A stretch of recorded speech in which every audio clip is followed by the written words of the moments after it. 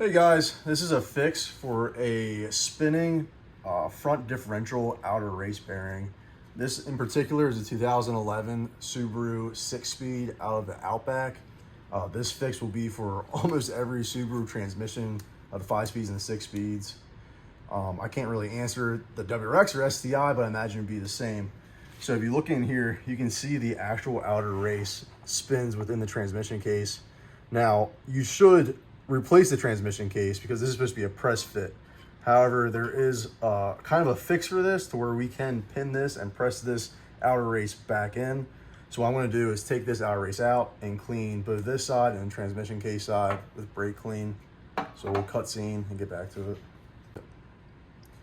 So the next step to staking the outer race in the transmission case, I'm going to take a center punch, which is spring loaded. You just push down on it and it'll snap and put a little punch there.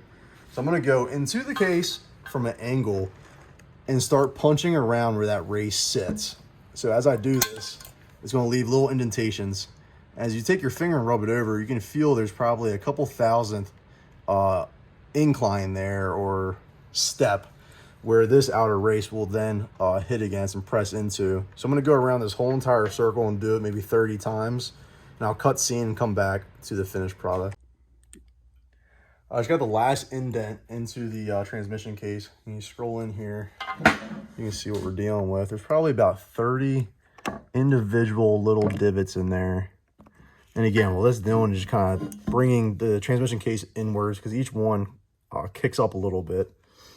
So now what we're going to do is take this race, we're going to sit it in there.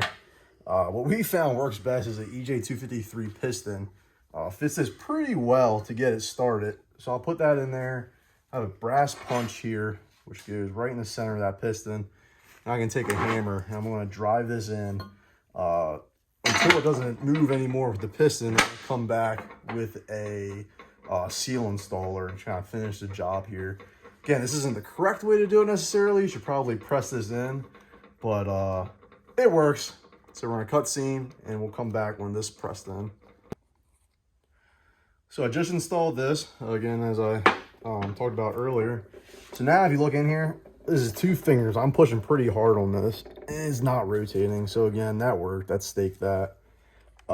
This is my personal transmission, I like to say. So I would say you probably should put a transmission case in it, but hey, if it works, it works.